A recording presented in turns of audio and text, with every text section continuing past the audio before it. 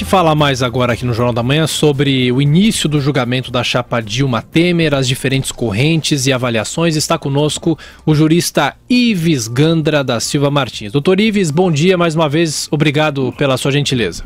Ora, bom dia e cumprimento aos três aí da Jovem Pan, meus queridos amigos. Doutor Ives, o senhor já se posicionou em favor da separação da chapa, né? De que maneira que isso daí tinha que ter sido decidido antes ou ainda pode ser decidido durante o julgamento? Não tem mais jeito? Que avaliação o senhor faz?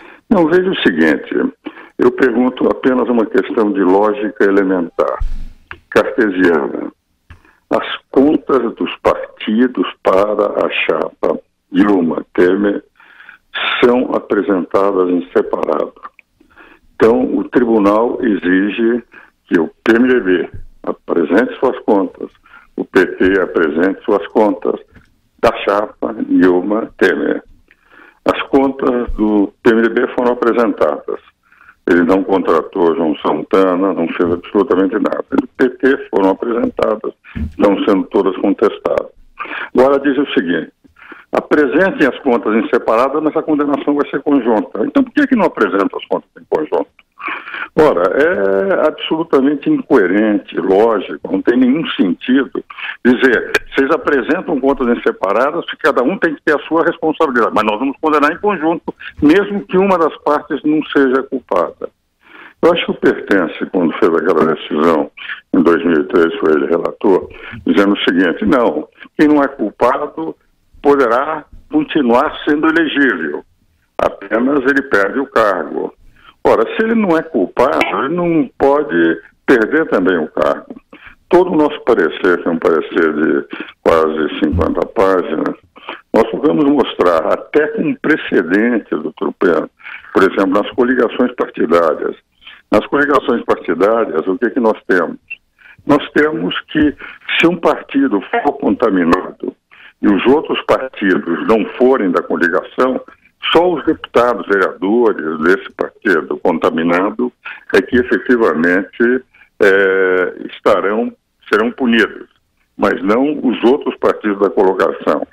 Em relação às eleições proporcionais, eles fazem a separação, exigem contas em separados e agora pretendem a condenação para perda do cargo, mas as decisões dos tribunais têm sido que a elegibilidade é só daquele de que é realmente culpado. E parece que essa lógica tem que ser quebrada de uma vez por todas, até por uma questão de dar estabilidade ao país.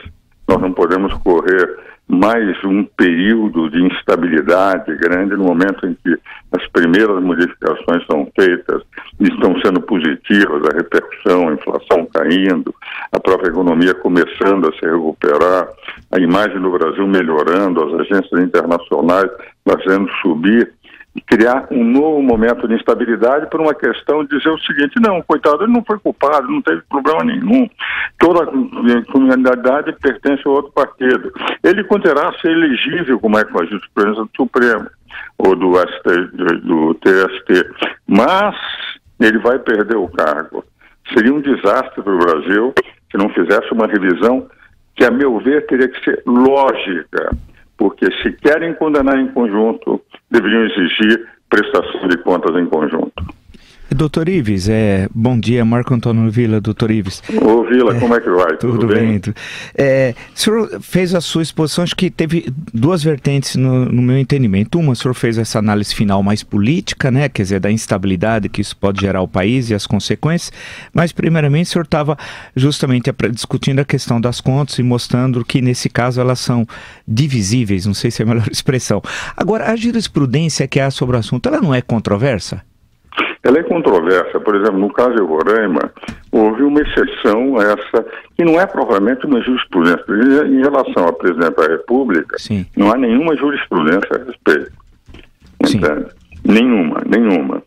Basta dizer que nós verificamos que, por exemplo, o próprio presidente Collor, embora o senhor tenha feito um livro muito bom sobre impeachment, obrigado, que o problema tenha sido de problemas posteriores à eleição e não anteriores, mas é evidente que aquilo que já ocorria posteriormente deve ter ocorrido anteriormente. Mas no caso de presidente da República, nós não temos nenhum precedente. No caso de governadores, estamos no Roraima, que representa uma exceção. Entende? Então, me parece que a essa altura, o Supremo poderia fazer realmente, o TST, uma jurisprudência definida, conformar uma jurisprudência definitiva, no sentido, ou vamos pedir contas em conjunto e condenar em conjunto, ou se pedimos contas em separados, quem não tiver culpa não pode ser condenado, nem para perda de cargo, nem para ineligibilidade. Porque também não deixa de ser incoerente, dizendo o seguinte, quem não é culpado continua sendo elegível, que é a jurisprudência do Supremo e do TST, mas perde o cargo. Agora, se ele continua sendo elegível, por que ele vai perder? Doutor Ives, é Joseval.